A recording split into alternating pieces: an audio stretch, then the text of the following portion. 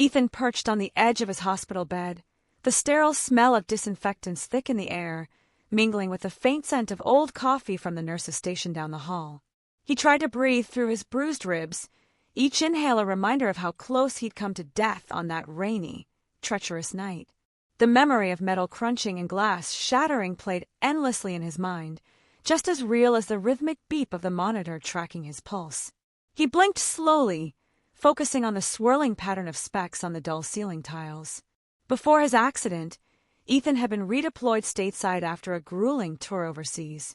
Serving his country with dedication, he'd faced IEDs, firefights, and the perpetual fear of something, or someone, lurking behind the next dune or alleyway. On the worst nights, the thunder of mortar shells had sent vibrations through his very bones. He'd always pictured how sweet homecoming would be, how comforting the embrace of his family would feel, and how quickly all the nightmares would begin to fade once he was home. But the reality was a jarring blow. The crash happened after a late-night shift at the base. Rain-slicked roads made traction nearly impossible, and a speeding truck blindsided him at an intersection. He should have died that night. Most people who saw the twisted wreckage of his car said as much, their faces etched in shock. Yet here he was, his body throbbing with pain but alive. Nurses and doctors all praised him for his resilience, reminded him how tough he was. Even the other patients on the ward, some with injuries far less severe, looked at him like he was made of steel. But he didn't feel made of steel. Underneath the bandages and painkillers, the vulnerability gnawed at him. He had expected his parents to rush to his side, to stand there holding his hand or brushing the hair from his brow, the same way they had when he was a child with a fever. They had always been so proud that he served in the military. At least, that's what they'd said in the letters. And for a time, he believed it wholeheartedly. So it came as a gut-wrenching shock when he received a text message from them instead of a visit. A text, not even a call. "Ethan, we're so glad you're okay, but your sister is about to get an award at her university," the message read, followed by exclamation marks. The next sentences made his stomach clench in anger. "We're going to be there for her ceremony. This is a huge moment for her. Soldiers are tough. You're used to pain, right? Once she's done, we'll come see you. Don't be selfish." Selfish, the word echoing in his mind. It drilled into him more than any bullet had in the war zone. With a bitter laugh, he stared at the phone screen until the letters blurred. His sister Mia was receiving a minor academic accolade, something about a departmental commendation for her research paper. He didn't begrudge her success, but the timing couldn't have been worse. After everything he had been through, after risking his life for his country, and now nearly losing it again on that slick asphalt, was this how they treated him? For days, the hospital remained his lonely fortress. He watched staff come and go, listened to the hushed conversations of families visiting other patients. Flowers, get-well cards, balloons drifted past in the arms of children or tearful spouses, but not one gift or greeting from his own parents. The swirling anger and hurt made his heart pound harder than the medication's side effects ever could. Disconnected from the life he had envisioned, Ethan felt like a phantom wandering halls that didn't belong to him. On the third day, he worked up the nerve to call them. Through the line, he could hear the ambient noise of some campus event, the buzz of excitement. A part of him wanted to share in their pride for Mia, but the rest of him seethed. "Is this how it is?" he asked, voice thick with pain and quiet fury. "I nearly died, and you're too busy clapping at a stage?" His mother's voice crackled on the other end. She sounded both defensive and irritated. "Don't be dramatic, Ethan. You're a soldier. You've been through worse. This award is Mia's big moment. We'll swing by when we can. Stop making us feel guilty for supporting your sister." He had wanted to scream, to smash the phone against the wall. Instead, he simply hung up. The sting of betrayal was raw, the ache settling deeper than even his battered bones. The next day, he requested an early discharge. The doctors tried to talk him out of it, but he insisted. A wheelchair and heavy doses of painkillers replaced the standard longer recovery. With his unit's help, he found temporary lodging near the base, a place he could hole up and avoid the outside world. Late at night, he dreamed of the accident. But more vividly, he dreamed of the war. The two traumas braided together, forging an unrelenting sense that he could trust no one, that his battles were his alone to fight. Scenes of desert firefights, blurred with paramedics, pulling him from the crushed vehicle. He woke in cold sweats, biting down on his lip to keep from crying out. He considered ignoring his parents entirely, letting them read about his condition in whatever afterthought they subscribed to. But an ember of fury began smoldering in his chest. It wasn't enough to simply lick his wounds in isolation. He needed them to understand the depth of their betrayal. And deep down, as that anger twisted and took shape, he thought about making them feel at least a fraction of the pain he felt. Still, revenge was a new concept to him. As a soldier, he had been trained to follow the rules of engagement, to keep a level head, to protect the innocent and fight for a just cause. But that training didn't help him navigate betrayal by his own family. Their callousness festered like an untreated wound. Each day he missed a call from them, usually a short, perfunctory check-in. His resentment grew. They asked how he was, but the question sounded hollow. They never offered more than a quick apology for being too busy to visit, followed by the usual comment, "But you're strong, so we know you'll be all right." Alone in his rented room, nights stretching into eternity, Ethan planned his next steps. It wasn't just about lashing out or hurting them for the sake of hurting them. He wanted them to see the consequences of their actions, to force them to recognize the damage they'd done. And maybe, just maybe, once they felt that sting, they'd never abandon him again when he needed them most. The first phase of his plan involved rehabilitation, both physical and mental. If he could show his parents that he was thriving, that he was powerful on his own terms, maybe it would rattle them, make them realize they weren't the center of his world any longer. So he doubled down on physical therapy, ignoring the brutal, searing pain in his ribs. Slowly, day by day, he built his strength back. The progress was measured in inches at first, being able to walk with crutches, then a cane, and finally unassisted. Each victory was spurred by a desire to prove them wrong. At the same time, he wrestled with the nightmares. The base offered counseling services, but he found it hard to open up. Pride tangled with sorrow, forming a barrier around his vulnerability. The counselor's gentle questions about his family stung the most. He offered half-truths, vague references to feeling isolated. Inside, though, a tempest raged. Sometimes he wanted to find a punching bag and pound it until his fists bled, just to exhaust the fury roiling under his skin. Weeks passed. His sister's award ceremony was over, and his parents sent random texts about how proud they were of both their kids. The hypocrisy made him choke on laughter. They hadn't visited him once, even after all that time. Not a single in-person moment, no heartfelt apology, no real attempt to remedy the rift they'd caused. And so Ethan moved forward with the next phase, forging a life for himself that didn't rely on their approval. He began reaching out to local veterans organizations, volunteering for speaking engagements at local high schools about life in the military. With each talk, each handshake, he felt more grounded. The community embraced him in ways his own family never had. He made friends with other vets who knew what it was like to come home to a world that just doesn't get it. Some had families who adored them, others had no one at all. Through them, he found a sense of belonging he'd craved. Yet the bitterness toward his parents never dulled.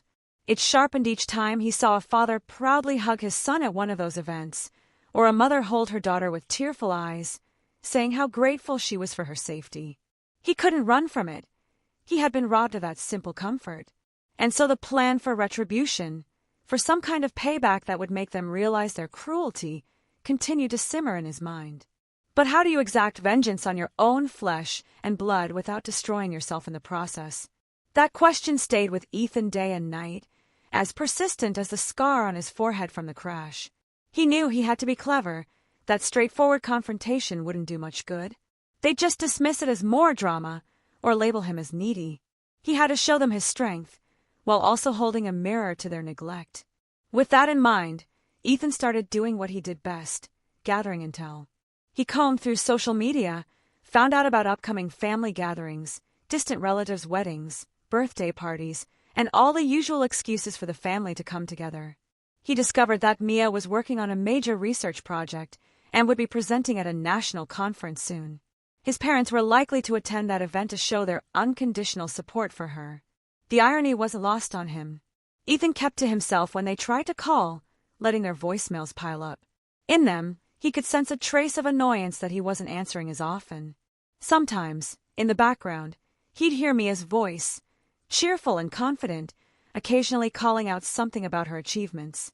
The calls ended with a chirpy sign-off like, "We love you. Don't forget to get rest.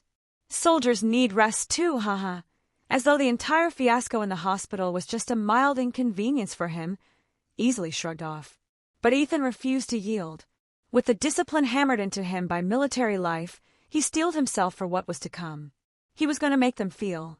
If it meant freezing them out, so be it. If it meant orchestrating an event that would highlight their absence, all the better. In the hush of his room at night, he laid out scenarios like a strategist preparing a battlefield map, each arrow and notation representing a different possible move. In truth, Ethan's heart was heavy with sorrow. He didn't want to hurt them in the sense of causing them permanent damage. He just wanted them to realize that love was not an afterthought, and care was not something to be doled out at their convenience. He wanted them to understand that one day, if they kept ignoring him, it would be too late. But the line between wanting them to learn a lesson and wanting them to beg for his forgiveness blurred with each passing day. At last, he settled on a plan. He would succeed, surpassing all their expectations, so spectacularly that the entire extended family would notice. Then, in the moment of his triumph, he would confront them with their neglect, exposing how they had abandoned him when he was at his most vulnerable. Whether they squirmed in shame or brushed it off would be on them. But Ethan had to do it for himself, to reclaim the dignity he lost staring at a silent phone in that hospital bed. The spark of that plan glowed brightly in the darkness of his resentment. He stood before his mirror each morning, carefully examining the lines of tension around his eyes, the muscles slowly returning to his limbs. Whenever he felt the old anger threaten to consume him, he clenched his fists and reminded himself that revenge, if it was to be effective, had to be served carefully. He would not stoop to petty fights or screaming matches. He would aim straight for their pride, the same pride that kept them from showing empathy to their wounded son. Thus began the final leg of his journey, one fueled by determination, shaped by bitterness, and guided by a soldier's unwavering focus. He would rise, he would conquer, and in that climactic moment, he would bring them face to face with their betrayal. The road to that moment was long and winding, but Ethan was ready. Because sometimes, the only way to find peace is to wage a new war, even if the enemies are the very people who should have loved you the most. Ethan woke up before dawn most mornings, slipping into the quiet solitude of pre-dawn hours to train. His body still bore the echoes of a car crash, an ache in his back, twinges of pain around his ribs whenever he twisted too fast, and migraines that flared if he pushed himself too hard. Yet he persisted, fueled by that slow-burning anger, tempered by the soldier's discipline that had seen him through firefights and narrow escapes overseas. He didn't have a formal gym membership. Instead, he used the base's facilities when he could, or improvised with running around the deserted streets near his rented place. At first, every step was agony. His knees wobbled, sweat drenched his shirt within minutes, and more than once, he ended up doubled over a bench, panting in pain. But he kept at it. He forced his lungs to expand, his muscles to adapt, ignoring the throbbing in his ribs. Pride clashed with caution. His doctor's warnings about a gradual recovery seemed far too soft, almost coddling. Ethan had been through worse, or so he told himself, chanting it like a mantra. And beneath that was the ever-present knowledge that he had a mission, to stand tall, to appear invincible, so he could show his parents just how deeply their neglect cut. As the weeks turned into months, Ethan's transformation became visible. He dropped the cane, started doing light sparring sessions with a local boxing club run by another veteran. He channeled his fury into the punching bag, fists pounding in a steady rhythm of release. The sting in his knuckles felt good, cleansing even. The more he trained, the more he realized he was sculpting his pain into something tangible, an inner fortitude that would serve him well when the time came to confront his parents. But it wasn't all about physical strength. Ethan worked on his mental sharpness too. He signed up for online courses, eventually enrolling in a program that focused on emergency management, something that combined his military experience with real-world applications. Late at night, he pored over textbooks and case studies, mind drifting back to the wreckage of his own accident. He thought about how unprepared he was for that disaster and how quickly life could turn on a dime. Determined to never be caught off guard again, he devoured every piece of knowledge. In parallel, he maintained a delicate balance with his family's sporadic contact. His mother, Karen, sent texts that ranged from mundane updates about the weather back home to references about Mia's upcoming project presentations. His father, Thomas, would chime in with a short message every now and then about how he hoped Ethan was doing okay, but there was no real depth behind the words. Sometimes, out of a strange sense of obligation, Ethan would reply with a curt "I'm fine," or "all good here." Other times, he let their messages linger, unread and unanswered. He knew they were noticing the distance, but they didn't push. It was as if they feared confrontation more than they cared about reconciling with their son. The only person who tried to maintain a genuine connection was Mia, the sister whose awards ceremony had overshadowed Ethan's hospitalization. She called a few times, leaving voicemails apologizing for what happened. She confessed that she had no idea how serious his condition was until after her ceremony, and that she was sorry for not insisting their parents rush to his side. But the resentment in Ethan's heart was too raw, the betrayal too deep. He couldn't bring himself to forgive so easily. He recognized that Mia was caught in the middle. She wasn't the one who wrote those heartless texts. Yet a part of him couldn't absolve her for her complacency. She didn't protest hard enough, didn't put her foot down. Or maybe she did, and their parents ignored her. Either way, he left her messages unanswered. One evening, after a grueling day of studying and training, Ethan sat on the edge of his bed, phone in hand. He scrolled through the messages from his family, stopping at one from his father. "We're proud of you. Keep up the good work." The words felt hollow. Pride was easy to claim when they weren't around to witness his struggles. He tossed the phone aside, hands trembling. A wave of exhaustion, physical, mental, emotional, washed over him. He wanted to scream. He wanted to lash out, but he'd promised himself patience. And so, the next morning, he set a plan in motion. Having learned about an upcoming local recognition ceremony for veterans who had made significant contributions to the community, he aimed to be on that list. Veterans often got recognized for volunteering, for acts of heroism, or for launching community initiatives that benefited other servicemen and women. Ethan realized he had an opening. If he could pull together a project that helped others while showcasing his own resilience, the local press would take note. Perhaps his parents would finally see that they had neglected a man who was not only surviving but thriving, and that revelation might be the blow that shook them from their complacency. He decided to organize a community workshop focusing on disaster preparedness and first aid, a direct extension of the knowledge he was gaining from his emergency management courses. The workshop would be open to civilians, families, and even local businesses. He pitched the idea to the director of the veterans organization he was volunteering with, and the director was thrilled. They'd provide some funding, promote it through their channels, and give Ethan a platform to lead the sessions. Preparation was intense. Ethan spent hours refining the curriculum, consulting medical professionals, and practicing demonstration drills. His nightmares about the crash fueled a relentless drive to ensure no one else would face a crisis unprepared. He enlisted fellow veterans to help with various sections of the workshop. Some specialized in search and rescue, others were medics with battlefield experience. The synergy was electric. Each meeting crackled with energy as they rehearsed scenarios, from basic CPR to dealing with severe injuries. Word spread quickly, and soon the workshop had more registrants than the facility could hold. Local news outlets picked up the story about a soldier who had recently recovered from a near-fatal car crash and was now dedicating himself to community safety. Ethan felt a mix of pride and vindication. This was exactly what he needed, a grand, undeniable statement that he was more than just a battered soldier. He was a force to be reckoned with. On the day of the workshop, the turnout was overwhelming. Families showed up with curious kids. Local firefighters and police officers came to exchange best practices, and small business owners arrived eager to learn how to protect their employees in emergencies. Volunteers bustled about, guiding attendees to different stations.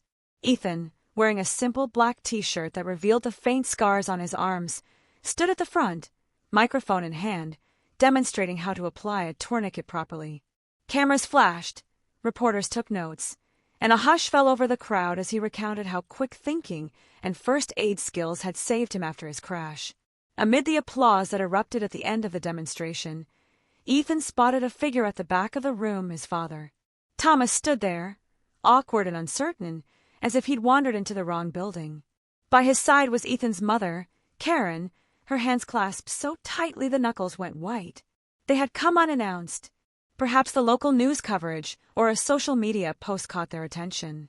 For a moment, Ethan's heart pounded. He felt a surge of conflicting emotions, rage, hurt, and a twinge of satisfaction. They were here now, but for what reason? He didn't break stride.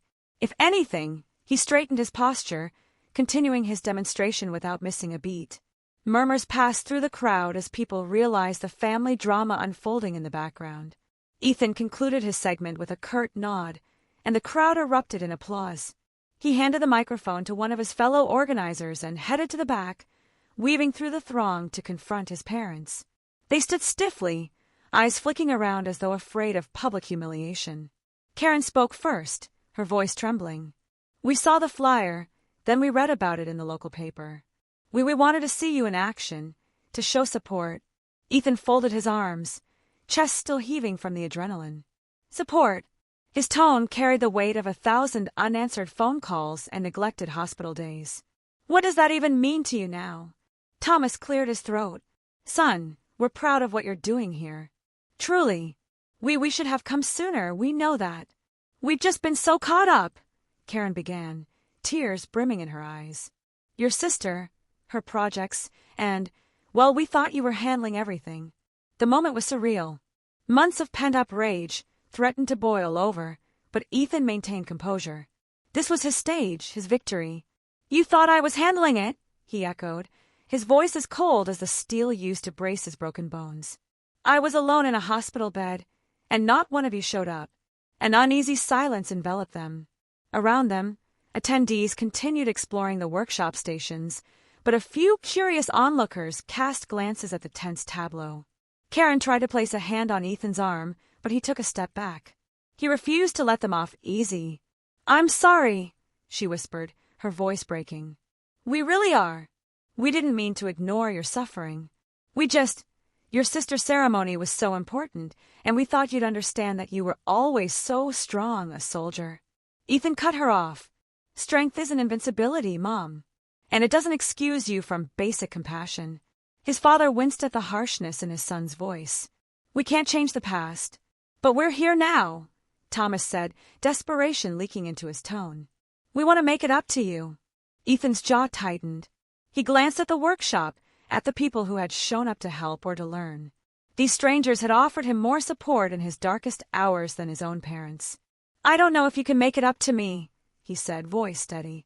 "But I'm not here to force you out of my life. If you want to be in it, you have to prove it." He turned his back on them and walked away, letting them stand there in a cloud of their own guilt. A swirl of thoughts consumed him, satisfaction that he had confronted them, bitterness that they had come too little, too late, and an undercurrent of hope that maybe, finally, they would try harder. But he didn't slow down to look back. By the end of the workshop, Ethan was exhausted, yet a sense of accomplishment coursed through him. People shook his hand, thanking him for his service and the knowledge shared. The local news crew asked for a quick interview, and he obliged, speaking about how preparedness could save lives, referencing his own brush with death. The final applause thundered in his ears, a testament to how far he'd come. Later that night, Ethan found himself alone again, the adrenaline subsiding. He eyed his phone, expecting a message from his parents. Indeed, there were several. Apologies in text form, pleas for a chance to talk further, expressions of love that rang hollow yet might have been real. He stared at them for a long moment, debating how to respond. Finally, he powered off the phone, setting it aside. He needed time to think, to feel. He slept fitfully, dreaming of the crash once more, but this time the dream shifted. Instead of paramedics pulling him from the twisted car, he saw visions of himself standing on a stage, addressing a crowd. His parents were in the front row, silent, unable to reach him, and he felt almost at peace. When he woke, he found tears drying on his cheeks, though he couldn't say whether they were from sorrow or relief. Over the next few weeks, Ethan poured himself into a new project, a short guidebook on emergency readiness to be distributed for free online. The Veterans Organization agreed to sponsor the printing of physical copies, which would be handed out at schools and community centers. He collaborated with paramedics, firefighters, and mental health counselors to ensure the guide covered all bases. Page by page, he wrote, letting the rhythmic tapping of keys distract him from the emotional turmoil stirred by his parents' reappearance. But they wouldn't leave him alone. Karen began sending letters, actual handwritten letters, as if the typed words on a screen were too impersonal now. In them, she poured out her regret, her explanation that she never meant to put Mia before him. She explained that she'd been overwhelmed, that she and Thomas argued often about whether to leave Mia's event to see Ethan, but in the end, they chose the ceremony. The letters were riddled with attempts at justification, but also pleas for forgiveness. Ethan read every word, heart pounding with a mixture of anger and pity. Meanwhile, Mia reached out more persistently. She sent voice messages, describing how guilty she felt that her achievement overshadowed Ethan's suffering. She admitted she tried to call their parents out on their decision, but ultimately failed to sway them. She had felt torn between celebrating her milestone and worrying about her brother's life. The messages ended with tearful confessions that she missed him and wanted to fix things. Ethan wrestled with these messages for days, ignoring them at first, then finally hitting play on one of Mia's voice notes late at night. Her voice trembled with sincerity, and he could almost imagine her face crumpled in remorse. It stirred something in him, a realization that, while his parents had made a terrible choice, Mia might genuinely have been caught in the crossfire. A small crack appeared in the dam that held back his empathy. Still, the question remained, was he ready to forgive? Was it even about forgiveness anymore? Or was it about establishing boundaries and reclaiming a sense of self-worth that had been trampled on? With each day, he inched closer to some semblance of closure. He found that the more he gave back to his community, the less space his anger took up in his soul. The workshop had led to a few radio interviews, and even an invitation to speak at another veteran summit. People began to see him as an authority, a survivor, and a role model. Sometimes, hearing the applause and gratitude made him forget, for just a fleeting moment, the sting of betrayal. But late at night, when all was quiet, the old resentment crept back. He'd relive the hospital corridors, the beep of monitors, the emptiness of no visitors. He'd recall the text from his parents telling him not to be selfish, that they couldn't miss Mia's event. In those moments, he felt the full weight of his desire for revenge. It wasn't the thirst for violence or destruction. It was the longing to have them grovel, to see them realize the magnitude of their failure. He thought about orchestrating a bigger reckoning, something that would force them to confront their neglect in front of everyone they knew. But each time he planned such a scenario, he questioned whether it would bring him peace or simply perpetuate the cycle of bitterness. A voice in the back of his mind, perhaps the voice of the disciplined soldier he once was, reminded him that true strength lay not in spiteful triumph, but in the ability to rise above vengeance. Despite that inner conflict, he couldn't fully relinquish his plan. He reasoned that if his parents felt even half of the anguish he had felt, they might finally learn. And if not, at least he'd have closure, an exclamation point to end the chapter of their betrayal. In the midst of this internal battle, Ethan received news that the local government wanted to honor him at the upcoming Veterans Appreciation Gala for his community contributions. The event would be televised locally, and prominent figures from across the state would attend. This could be the stage he'd been waiting for, a chance to highlight his achievements publicly, to showcase his resilience, and to indirectly shame his parents for their neglect if they dared to show up. He accepted the nomination without hesitation. The date was set 2 months away, giving him ample time to perfect his remarks and prepare for the spotlight. The director of the Veterans Organization informed him that he'd be the final speaker, a position of prestige. Ethan thanked him, then spent the rest of the day consumed by thoughts of how to leverage this moment. That evening, he stood before his bathroom mirror, gazing at the reflection of a man reshaped by pain and determination. He ran a hand through his short-cropped hair, noting the faint scar still visible near his temple. "You're strong," he told his reflection, voice echoing in the tiny space.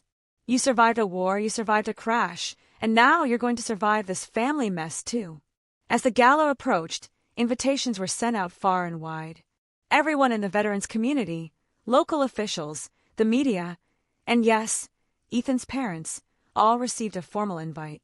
Ethan didn't send them a personal note. He wanted it to be up to them whether they'd attend. 4 days, he waited for a sign, a message, anything that would confirm or deny their presence. None came.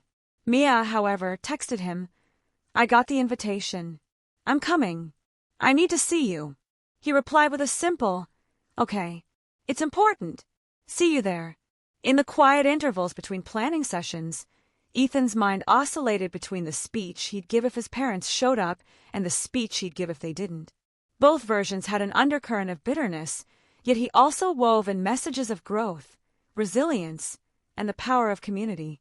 If he was going to bare his soul, he wanted the world to know he wasn't just a victim of neglect, he was someone who had fought to carve out a place for himself when his own family failed him. Finally, the night of the Veterans Appreciation Gala arrived. The grand ballroom was decked out in red, white, and blue banners, and the seats filled with men and women in uniform, both active duty and retired, along with civilians who came to show respect. A large stage dominated the front of the room, where a podium stood beneath bright lights. Cameras were already rolling, capturing the buzz of conversation, the clinking of glasses, and the polite laughter that floated in the air. Ethan, dressed in a crisp suit, took a seat in the front row reserved for honorees. He scanned the crowd, heart pounding. Finally, he spotted Mia. She stood near the back, dressed in a modest gown, her eyes searching until they locked with his. He gave a slight nod. Then he noticed the 2 figures beside her, Karen and Thomas, his parents. His chest tightened. They had come. His mind raced with conflicting emotions. Part of him wanted to storm up to them, to hurl accusations, to demand answers. But another part, the part that craved a more calculated resolution, urged patience. This was his arena now.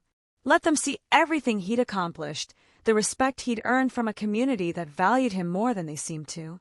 Let them witness, in a very public way, what they had risked losing. As the ceremony began, official after official took the stage, praising the sacrifices and contributions of various veterans. Ethan clapped politely for each honoree, though his eyes kept darting to where his parents sat. Karen's face was pale, her shoulders hunched with tension. Thomas occasionally tried to meet Ethan's gaze, but Ethan avoided it, focusing instead on the speaker at the podium. At last, it was Ethan's turn. The MC introduced him with a flourish, recounting his military service, his near-fatal crash, and the influential workshop he'd organized to help the community. Applause filled the room as Ethan ascended the stage, every step feeling heavier than the last. At the podium, the spotlight blinded him momentarily, but the warmth of the crowd's applause bolstered him. He cleared his throat, gripping the sides of the lectern. "Thank you," he began, voice carrying through the microphone. "I'm honored to be here, among so many brave men and women who've served. My journey has been shaped by challenges, both on the battlefield and back home. When I returned from deployment, I believe my greatest struggles were behind me. But life had other plans." A solemn hush fell as he recounted the night of the crash, how quickly everything he'd worked for almost ended on that slick road. He spoke of waking up in the hospital, alone, and the agony of realizing that not everyone who claims to love you will stand by you when you need them most. The crowd listened intently, many nodding in empathy. He glanced briefly at Mia, her eyes glimmering with unshed tears. "But," he continued, letting his voice ring stronger, "I also discovered the power of community. Strangers who became friends, veterans who became brothers and sisters, people who showed up when my own flesh and blood did not. Their support fueled me to give back, to channel my experience into something positive. That's how the emergency preparedness workshop came to be." An undercurrent of applause rippled through the audience. Ethan paused, letting the moment settle. "And tonight, I stand before you not as a victim, but as a survivor who's determined to make a difference.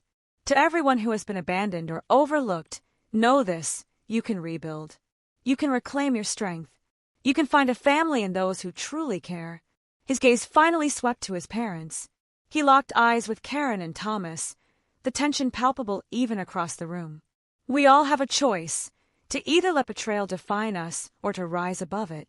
I chose to rise." The audience, unaware of the personal subtext, broke into thunderous applause. Ethan felt tears prick his eyes, but he held them back, exuding the same composure that had kept him alive in hostile territory. After the speech, he was presented with a plaque recognizing his contributions. More applause, more photos, more handshakes.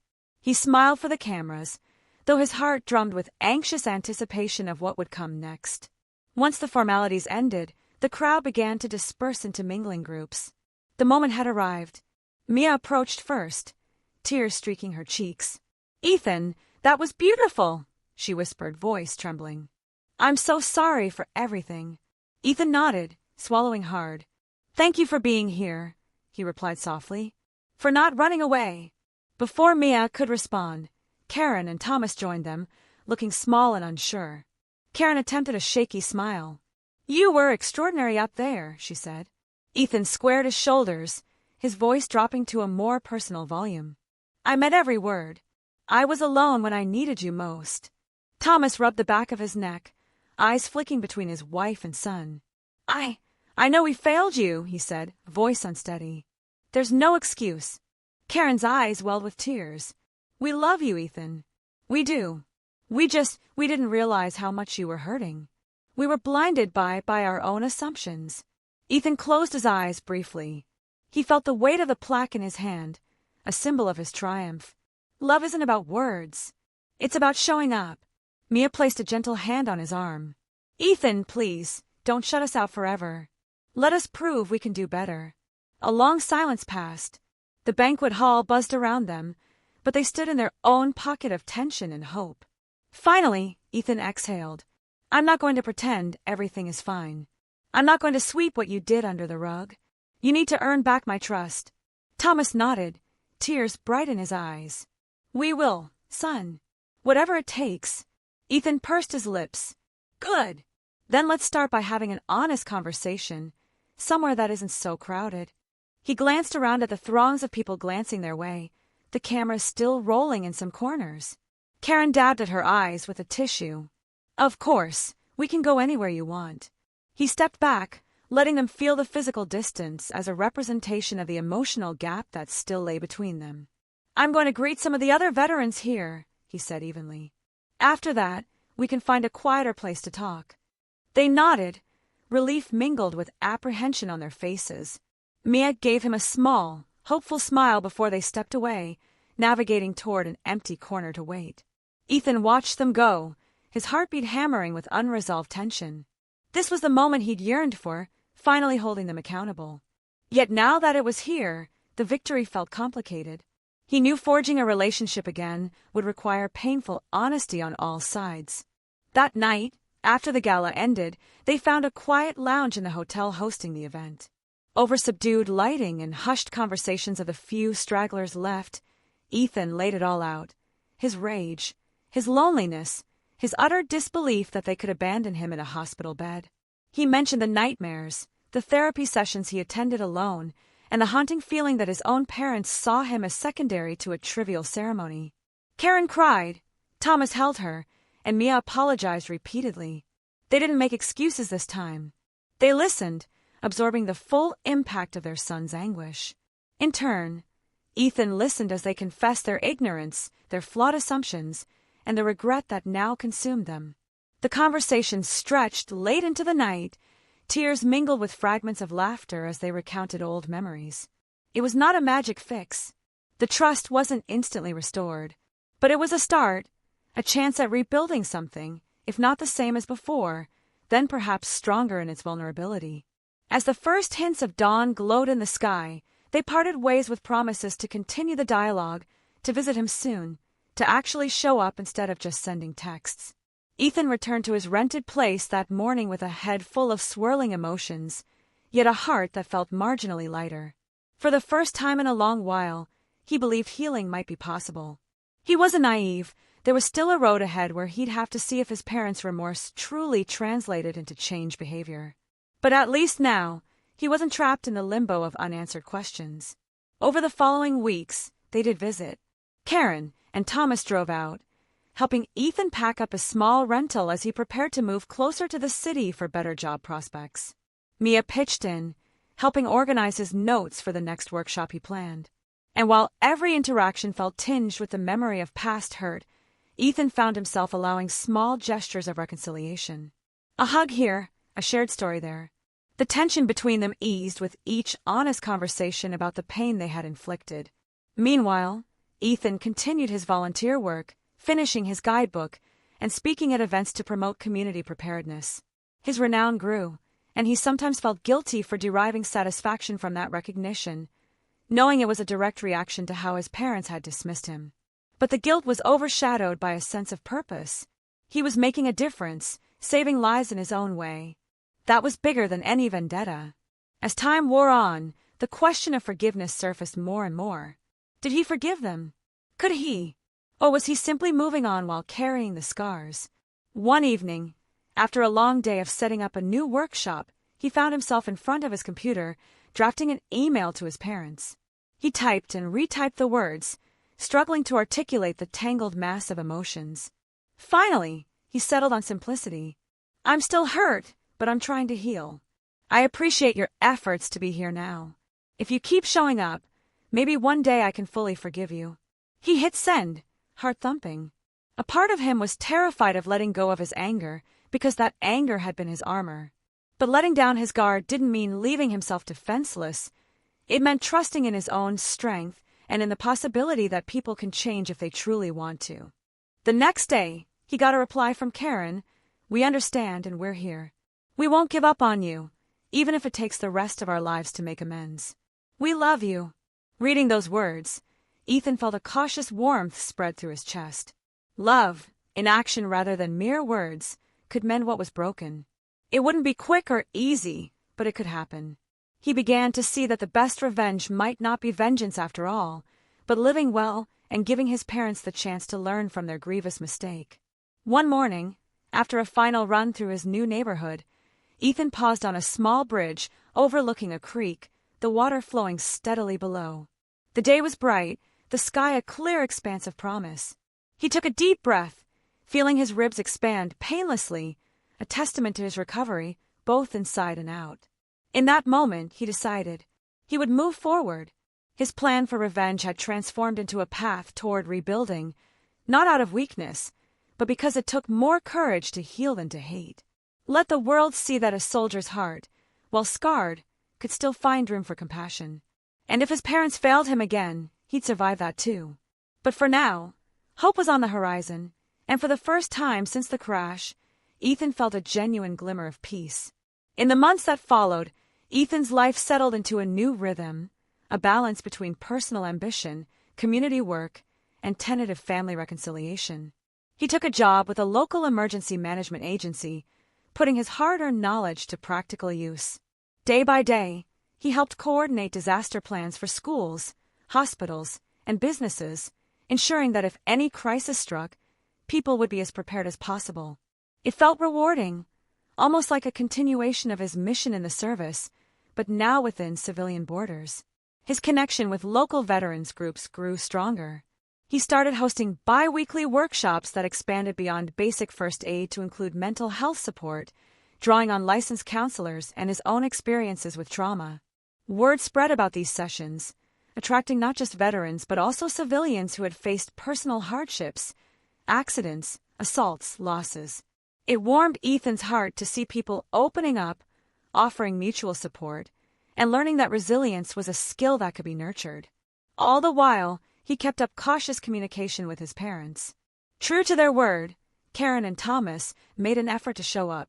They visited Ethan's new apartment, helped him hang shelves, met some of his friends and colleagues. They invited him over for weekend lunches, and though he sometimes declined, he could see the genuine effort in their invitations. The old resentment still throbbed like an old bruise, but at least they were trying. It wasn't the grand emotional catharsis one might expect from a family drama, but it was tangible progress. Mia, always the peacekeeper, oscillated between offering tearful apologies and sharing updates on her academic achievements. She had landed a prestigious grant for her research, and Ethan found himself, despite everything, genuinely proud of her. And yet, in quiet moments, he still wrestled with the past. There were nights he'd wake in a cold sweat, replaying the car crash in his dreams. The screech of tires, the crunch of metal, the helpless feeling as the world spun. Then he'd remember the empty hospital room, the phone messages that went unanswered, the stinging text about being tough. No matter how many times he told himself he was moving forward, these memories haunted him. Sometimes, he wondered if he should just let go and fully forgive. Other times, he worried that forgiveness would mean letting his parents off the hook too easily. One day, as part of his job, Ethan found himself coordinating with a nearby military installation for a large-scale disaster drill. The scenario involved a simulated chemical spill, and multiple agencies had to cooperate, from the base's security forces to local firefighters. Ethan worked tirelessly, mapping out protocols, scheduling volunteers, and ensuring that the lines of communication were robust. The drill was set to be one of the biggest in the region, garnering media coverage and the attention of state emergency officials. A week before the drill, he received a message from Mia. "Hey, guess who's coming to watch the simulation? Mom and Dad.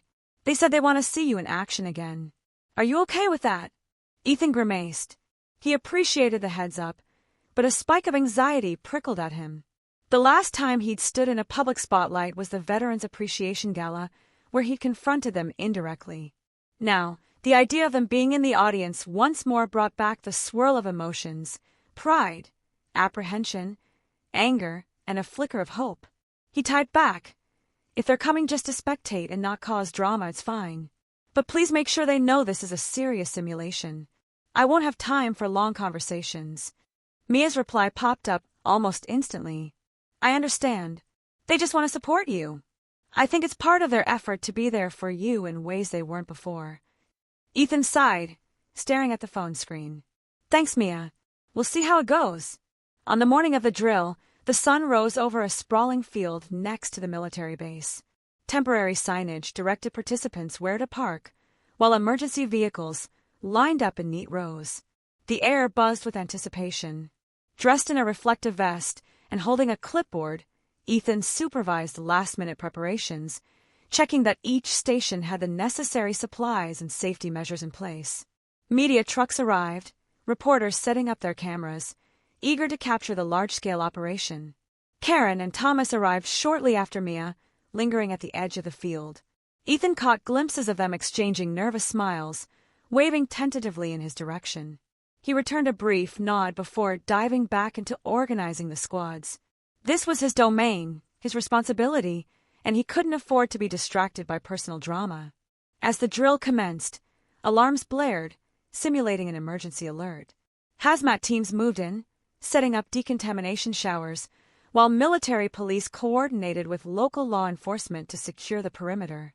Role-playing volunteers acted as victims, sporting fake wounds and crying out for help. Ethan roamed between checkpoints, shouting instructions into his walkie-talkie, ensuring everyone stuck to protocol. It was chaos, but controlled chaos, a test of how well multiple agencies could work in concert.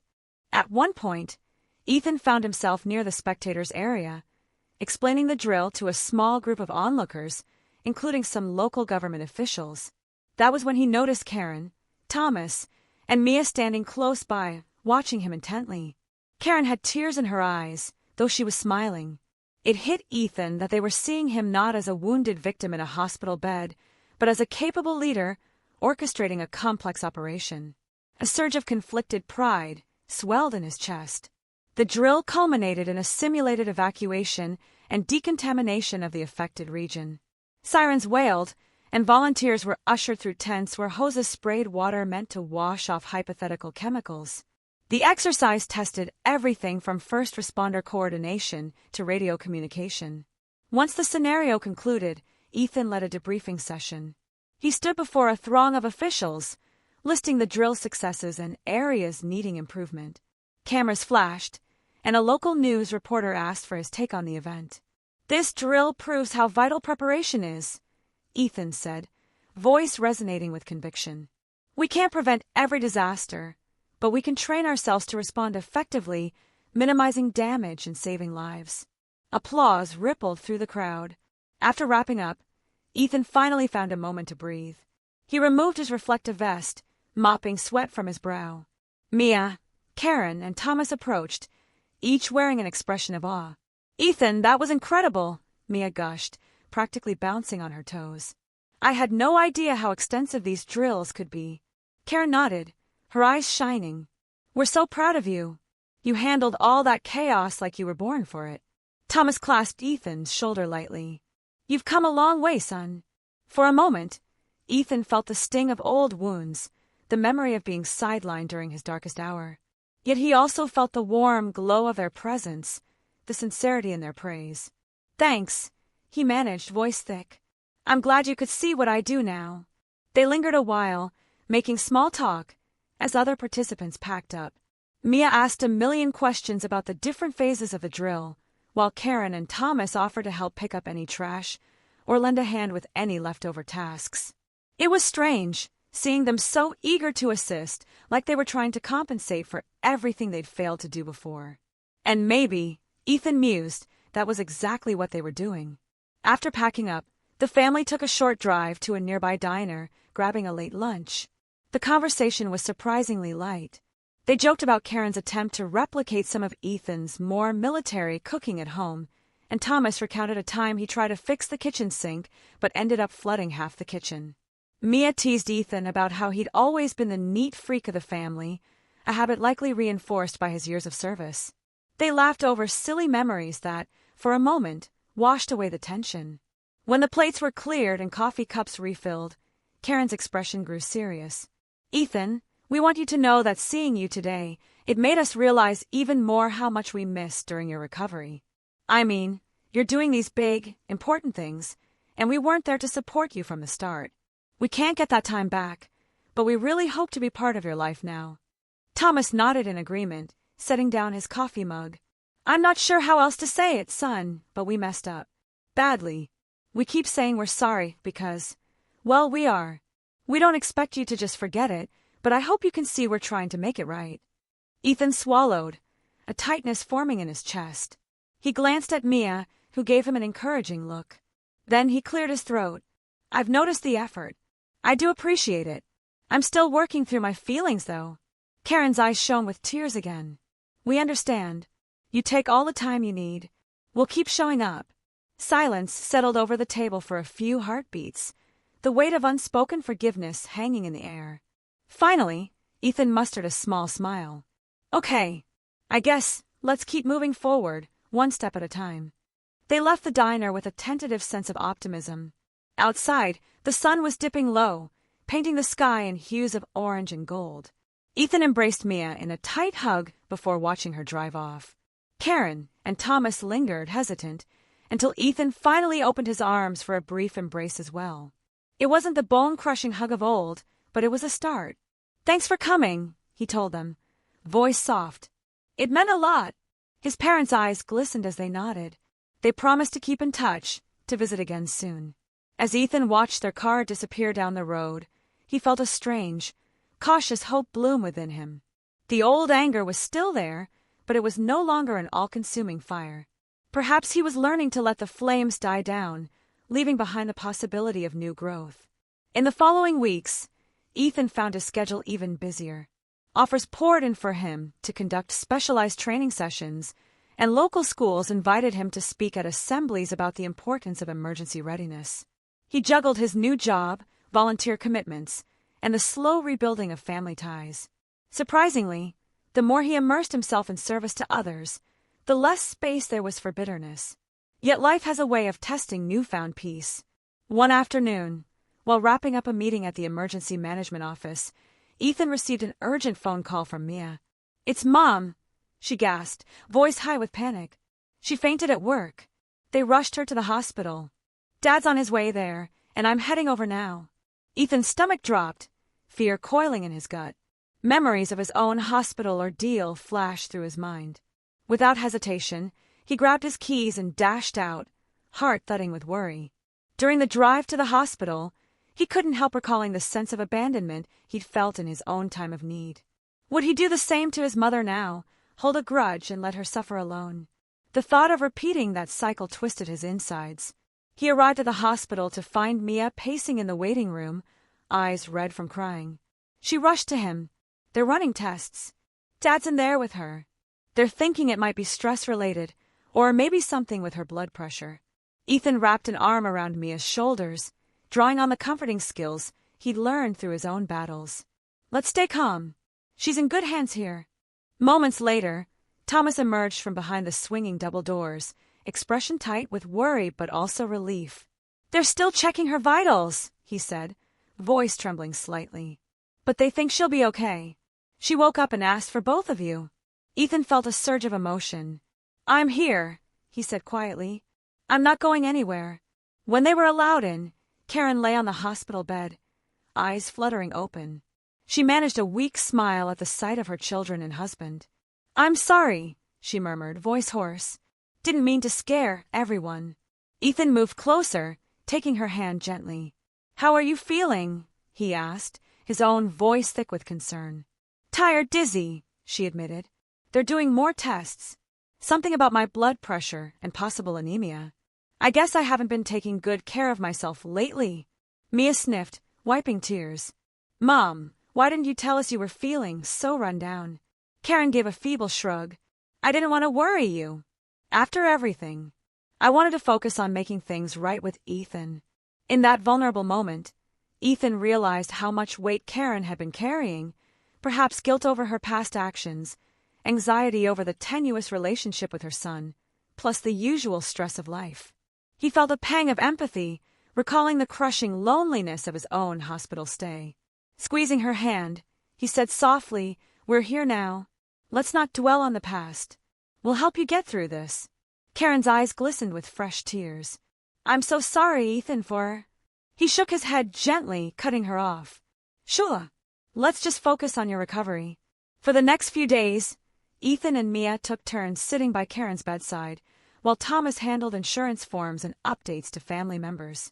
The doctors prescribed medication, advised lifestyle changes, and recommended follow-up appointments. The scare, thankfully, wasn't life-threatening, but it was a wake-up call for everyone involved. Ethan's heart twisted each time he passed the hospital corridors, the beeping of monitors a jarring echo of his own time confined to a bed. Yet this time he wasn't alone. He was there by choice, standing with the people who had hurt him but were now trying to heal alongside him. In an odd way, the hospital became a place of shared redemption. They all confronted their fears together, forging a deeper bond in the midst of intravenous drips and antiseptic smells. When Karen was finally discharged, she was met by the sight of her husband and children waiting with open arms. The tension that once defined their family seemed to dissipate in the face of relief. You're stuck with us, Mom, Mia teased, brushing away tears as they helped Karen into the car. Lucky me, Karen joked weakly, but her eyes glowed with gratitude. That evening, they all gathered at Ethan's apartment for a simple meal. Mia insisted on cooking, whipping up a pot of chicken soup loaded with vegetables. Karen rested on the couch, propped up by pillows, looking far better than she had earlier that week. Ethan offered to let them stay the night, but Karen insisted she be fine at home. She seemed eager to embrace normalcy again. After dinner, with the table cleared and the apartment quiet, Ethan joined Karen in the living room. Mia and Thomas were in the kitchen, tidying up. Karen looked at her son with an expression that blended relief, remorse, and motherly love. Ethan, she began softly, this week it reminded me how fragile life is. I remember lying in that hospital bed thinking, what if I never get the chance to show Ethan how much I really care? Ethan swallowed hard, memories of his own hospitalization surging. It's a terrible feeling to be helpless, he said. But I don't want you to worry. We're moving forward, remember. A tear slipped down Karen's cheek. I just need you to know how proud I am of you. Not just for your work, but for your heart. For being willing to give us another chance when we didn't deserve it. He felt his throat tighten. Mom, let's not dwell on deserve. You're my family. That means something. She reached for his hand, squeezing it lightly. I love you, Ethan. Thank you for staying. The words resonated in the air, so simple yet so monumental. For a moment, Ethan felt the last vestiges of his old anger waver, replaced by an unsteady but genuine sense of closure. Maybe they were finally at the point where the wounds, if not gone, were at least healing into scars that no longer defined them. Mia and Thomas emerged from the kitchen. Thomas asked if Karen was ready to head home. She nodded, and they all stood, exchanging goodbyes. Mia lingered behind to give Ethan a tight hug. "Thanks for everything this week," she whispered, resting her head on his shoulder. "I'm so glad we're making it through all this together." Ethan patted her back gently, a swirl of gratitude and relief coursing through him. "Me too, sis." Once they were gone, Ethan found himself alone in the quiet apartment. The events of the past week played in his mind like a film montage: his mother's collapse, the hospital vigil, the emotional conversations. He felt spent, physically and emotionally, yet also at peace in a way he hadn't been since before the car crash. He walked to the window, peering out at the night sky. The stars glimmered faintly against the backdrop of city lights. "I'm free now," he thought, surprising himself with the realization. The weight of vengeance no longer pressed on his chest. The desire to make them suffer had evaporated, replaced by a cautious acceptance that they were all imperfect, all capable of hurting and being hurt. And maybe, just maybe, they could learn and grow beyond those failures. In the days and weeks that followed, Ethan stayed busy with his life's work. His next series of community preparedness classes attracted record attendance, buoyed by testimonials from people who credited him with saving lives or at least changing them for the better. The local newspaper ran a feature on his efforts, dubbing him a hometown hero.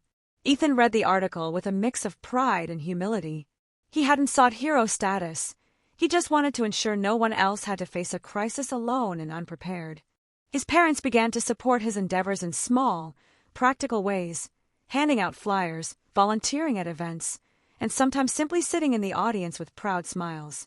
The sting of their original betrayal had softened into a lesson about the fragility of relationships and the importance of being present for one another. Mia continued to excel at her research, but she never let her successes overshadow her role in the family again. She balanced her academic pursuits with heartfelt involvement in Ethan's community projects, bridging the gap that once threatened to tear them apart. One afternoon, as Ethan was wrapping up a meeting at the Veterans Hall, he received a text from Mia. "Hey, are you free tonight? Mom and Dad want to do a small family dinner, nothing fancy, just us.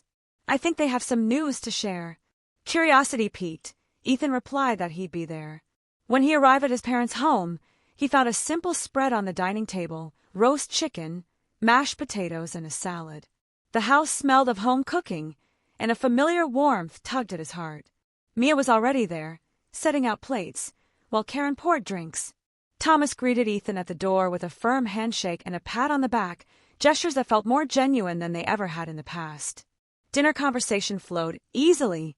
They talked about Karen's health, her medications, and lifestyle changes. They discussed Thomas's work, Mia's research, and Ethan's latest community project.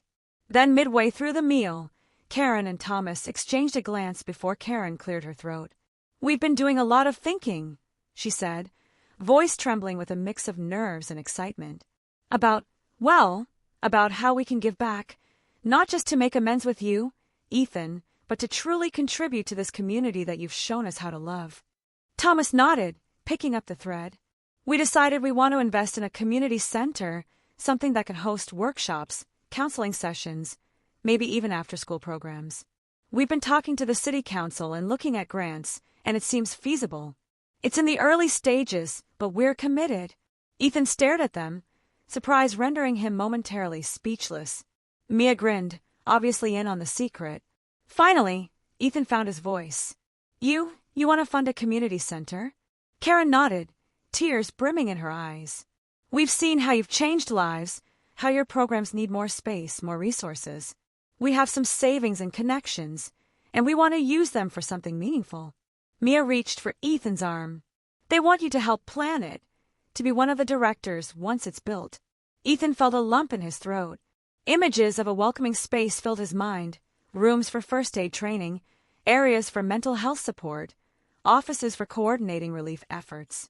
A place where veterans, families, and anyone in need could find solidarity and hope. "I don't know what to say," he murmured, voice quivering. "This is incredible." Thomas smiled gently. "We don't expect this to fix everything, son. But we want to show we're serious about being here, about making a difference, instead of just talking about it." For a long moment, Ethan was overwhelmed by the profundity of the gesture. He recalled the many nights he lay in the hospital, imagining how his parents might show they cared, fantasizing about them surprising him with some heartfelt apology or grand act of love. Reality had been more complicated, with slow steps toward reconciliation. But this was a leap. He stood, circling the table to wrap his arms around both parents. They held each other in a tight embrace, tears mixing with laughter. Mia joined in, the four of them united in a way Ethan had feared might never happen again. "I forgive you," Ethan whispered, words that felt like the final chain snapping off his heart. He wasn't sure when exactly he'd made that decision, but in that moment, it was crystal clear. His parents wept, relief and gratitude evident in every trembling breath. Pulling away, Ethan wiped his cheeks. "Let's do it," he said, a determined spark in his eyes. "Let's build something amazing for this community. Together." In the months that followed, the family, along with local officials and various sponsors, laid the groundwork for the new community center. They scouted locations, applied for permits, and drafted architectural plans. Karen poured her administrative skills into organizing fundraising events, while Thomas leveraged his business contacts to secure donations. Mia contributed her academic perspective, suggesting research-based programs that could help at-risk youth and underserved populations. Ethan served as the heart of the project, shaping the vision based on his experiences with veterans, disaster preparedness, and personal resilience. Their endeavor became a focal point in local news, hailed as a collaborative effort that bridged family ties and community well-being. The official groundbreaking ceremony took place on a crisp morning, with shovels in hand and cameras rolling. Karen's health continued to improve, and the stress of guilt and secrecy lifted as she channeled her energy into tangible action. For the first time in a long while, Ethan felt that his family was unified, each member contributing something unique and vital to the cause. As the bulldozers rumbled and the foundation was laid, Ethan found a sense of purpose that transcended vengeance. Building this center was about more than just making up for past wrongs. It was about creating a future where others wouldn't have to suffer alone, a place where support and compassion were the norm, not the exception. Sometimes he marveled at the strange twists of life, how his own betrayal and anger had set him on a path that ultimately led to this grand undertaking. Time seemed to speed up as construction progressed. Ethan found himself busier than ever, juggling his job at the Emergency Management Agency, ongoing workshops, and planning sessions for the new center. Yet despite the hectic pace, he was content. His parents were present in his life, not just physically but emotionally. Mia visited often, balancing her research with volunteer work. And Ethan discovered that while the scars remained, from both war and familial neglect, they no longer governed his every thought. Finally, on a bright spring day, the community center's ribbon-cutting ceremony arrived. Hundreds of people turned out: veterans, families, local officials, media, and curious citizens who wanted to see what the fuss was about. A large sign bearing the center's name, Phoenix Community Center, stood proudly by the entrance, symbolizing rebirth from the ashes of past pain. Ethan stood with his family at the forefront, scissors in hand, poised to make history. A hush fell over the crowd as Ethan stepped forward to speak. "Welcome, everyone," he began, voice steady. "This center is the culmination of countless hours of planning, hard work, and the generosity of this community. It represents the idea that no one should face life's challenges alone. We've all been through our own trials, my family included, but we've learned that when we come together, we can create something stronger than any one of us could build on our own." He cast a glance at Karen, Thomas, and Mia, each of them beaming with pride and misty-eyed emotion. This place stands for second chances, for forgiveness, and for the resilience that lies in every person. Whether you're a veteran returning home, a family struggling with hardships, or someone seeking support, you'll find a welcoming space here. With that, he and his family cut the ribbon together, and applause thundered through the crowd. Cameras flashed, capturing the moment. In that snapshot of time, the ghosts of betrayal and bitterness seemed to dissolve into the bright promise of the present. As people flooded inside to explore the building, complete with a dedicated veterans wing, classrooms for workshops, a therapy suite, and recreational facilities, Ethan felt a weight lift from his shoulders. The echoes of hospital monitors and the sting of betrayal had finally found resolution. His relationship with his parents wasn't perfect, but it was real and evolving, fortified by shared purpose. Mia sidled up to him, nudging him playfully. "Not bad, big brother. How does it feel to have your dream come true?" Ethan smiled, gazing across the busy lobby. "It feels like the start of something even bigger," he said. "And I wouldn't have it any other way." Karen and Thomas joined them, each taking one of Ethan's hands. "We love you, son," Thomas murmured, voice choked with emotion. Karen nodded, tears shining. "Thank you for giving us a chance to make things right." Ethan squeezed their hands in return, the crowd milling around them like a living symbol of unity. "Thank you for proving to me that it's worth it to let go of anger," he said softly, "and to believe that people can change." The four of them stood there, a family once fractured, now forging a hopeful new path together. In the background, children laughed as they explored the center's colorful play area, while veterans exchanged stories in the lounge. Counselors greeted newcomers in the therapy rooms, and volunteers stood ready to offer guidance. The building thrummed with life, a testament to the idea that even the most painful scars can be the foundation for something beautiful. And in that moment, amid the bustle of possibility, the hum of renewed relationships, and the optimism of a community coming together, Ethan felt the profound calm of a soldier who had finally found peace on the home front. He had begun this journey driven by vengeance and hurt, but he was ending it with compassion and healing. Sometimes, the sweetest revenge is not revenge at all, but the forging of a future so bright, it casts all old shadows away. A year after the grand opening of the Phoenix Community Center, the halls echoed with laughter, conversation, and the promise of transformation. Children scrambled to art classes, veterans exchanged tips for civilian life in the resource lounge, and families attended workshops on everything from cooking healthy meals to supporting mental health. The center thrived, a beacon in the community, reflecting the resilience and hope that had gone into its creation. Ethan stood by a bulletin board in the main corridor, pinning up a flyer for an upcoming disaster preparedness session. Behind him, sunlight poured through the large windows, illuminating the polished floors and bright walls.